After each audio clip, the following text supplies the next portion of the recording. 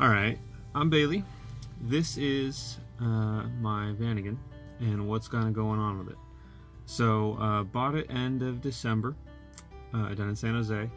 It came with the engine swapped already, which was kind of something that I was interested in doing, and so having it done before was kind of nice. Downside of that meant I didn't know what level of work went into it, so that was a little bit of an unknown. Other than that though, it ran and drove, which was great. I actually got to drive one for the first time, picking this one up, which was cool. Body's fine, pretty straight, couple dings and dents, but that's a little bit to be expected. It's been repainted once, same color. Not a great job, not a terrible job, seems fine. Not something I'm going to try to tackle again. Other than that, interior's all here, pretty good. It's a 91 Karat, if I hadn't said. So it's got the jump seats here, the table, all the fixings, which is exactly what I was looking for a good multitasker, kind of do anything van. So I was very excited about it. From that point on, it's been on jack stands, which is where I'm sitting on it right now, and I'm working on it. We're getting through it. Yeah, so that's kind of the intro, and now let's get into what we have and what we need to do. Okay, so into what we've got and where we're going. So came with the Tyco inline 4-liter, which from what I've learned is a 1.8, I believe, out of South Africa, that I don't exactly know how and why and when. Got bored out to 2.0 and shipped to the US. That's what I know. There's not that many details, as it's not as common of a swap these days. Only this seems like this was a hot setup back in maybe the early 2000s, like 2001 to 4, somewhere in there. But there were different issues with it, and some people didn't like, certain things about it. I had no clue what I was getting into when I was getting into it. It was just the right price for the van. So from here, I can decide what I want to do: keep it, not keep it, do something else down the line, whatever. So nothing was overly bad with what we had. It was all just kind of neglected. First thing I've read everywhere online is you get a Vanagon, change all the fuel lines. Everything fuel related, change it. Done. Just do it.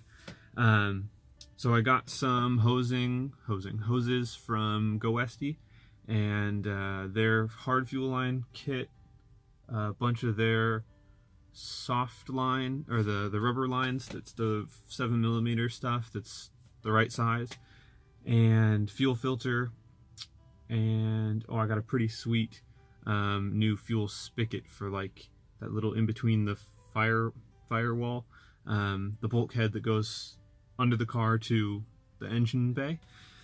So I got a billet aluminum from Vass up in Maine, which is sweet. So anyways, all of that's been changed. That was really good. I had to get a last chunk of fuel line too for under the tank. I did all the fuel lines, so I've got the new hard plastic lines that come to the little Go Westy reducer things into some, whatever the German 7mm stuff was. But I've got the tank to the fuel pump. That's the last thing to do. So we're looking good. We're getting there. So that was big. Then I tackled the coolant system. Ripped out so this is was originally, since 91, it was the 2.1 liter water boxer, and had the plastic coolant pipes with the steel inserts on the end. Well, my steel inserts were rusting and the plastic was separating from the steel.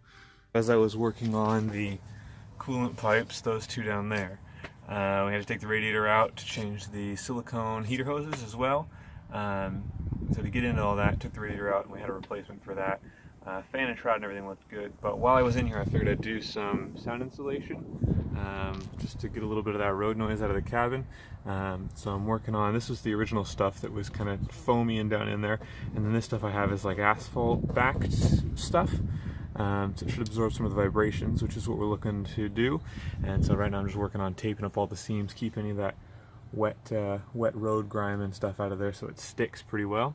And if we look down here, there we go. We've got our stainless lines from Van Cafe all the way up in there. So that's where our gas tank's going to go, right in that empty spot basically. Got our silicone heater hoses over the top there. They go all the way back. That's it. Last thing I'm waiting for is I still need the plastic expansion tank for the Tyco engine, and that's it. Also eliminated the underbench rear heater. Decided that here in California wasn't cold enough to justify the use of that space, and I also didn't like how extra it was with all the hoses and whatnot going to and from the T, and that you had to send over the transmission and whatever. So I didn't like all that. So eliminated that, and if I decide that that wasn't a good idea, I've still got it. I can put it back in, or I've seen all kinds of people do propane or diesel or whatever heaters. So that's an in the future thing. That's fine. From there, I was working for a while, which you'll probably see later, or you might see later. I don't know what footage exactly I'll include. I was working for quite a while, probably a month on, trying to get the A3 bracketry from like a Jetta or a Passat, which is what the 1.8 that this was originally would have bolted onto. So I was trying to get the alternator and AC bracket off of that and get that incorporated onto this engine. Here we've got the water pump out. Changed the new belt and actually have the tensioner on correctly, so that's a good thing. New plugs, clean up a little bit of this junk, get some of the grease off all this stuff, but today we're going to address our oil leak, which we're thinking is the valve cover gasket, so I've got a new one of those. We'll take off any of these hosing pipey things that we need, any of the brackets, hopefully not everything, and I'm going to get into the fuel rail a little bit, see if we need to change or can change any of those little hoses, because I see there is a few down there. And then, hopefully, we'll be able to replace it, put it all back together, get these covery bits on, the little plastics, these dudes, like that. Okay, so, first impressions, that's pretty cool, never seen that before.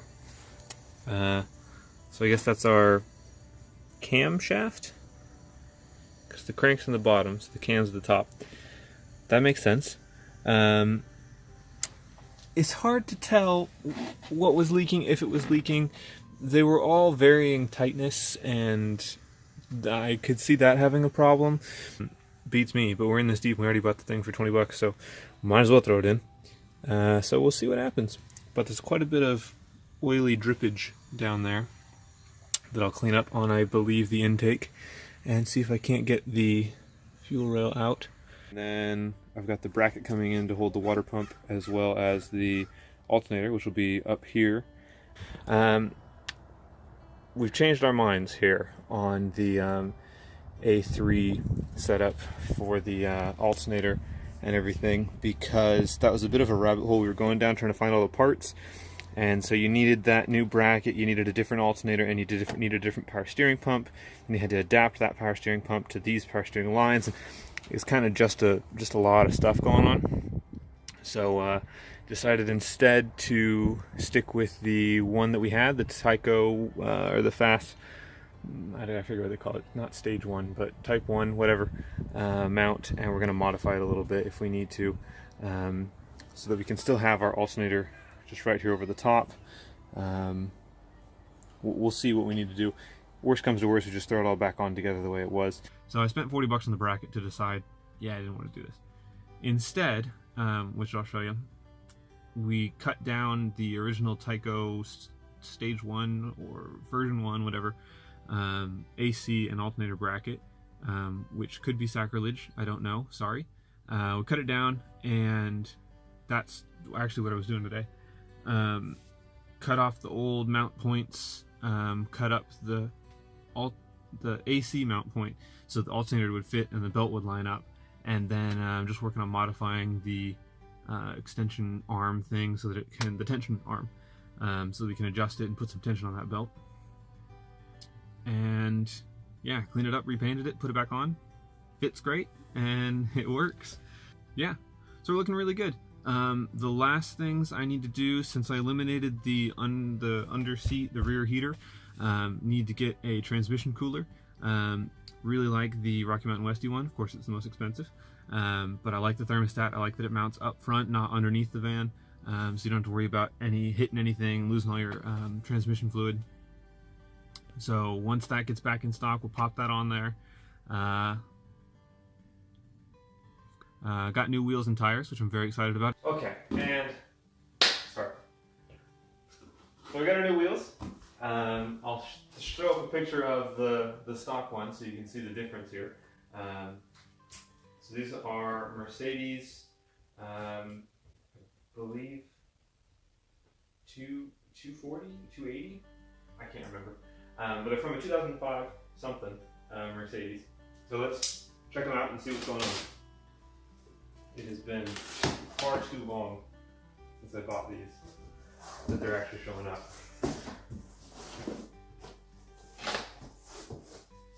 I'm very excited.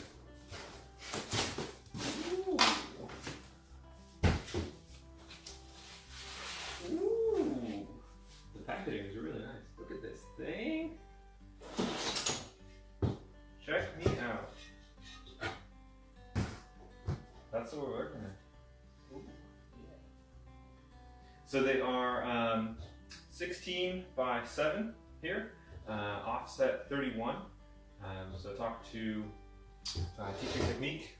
They got me a bunch of no spacers, didn't need spacers, but we're running different Lug-Nutz and rear studs, which is pretty cool. But these are looking fresh. I like it.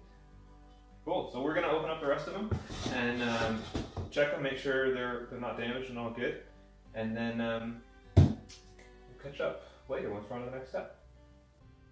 So that's it. If I got more, I'll let you know.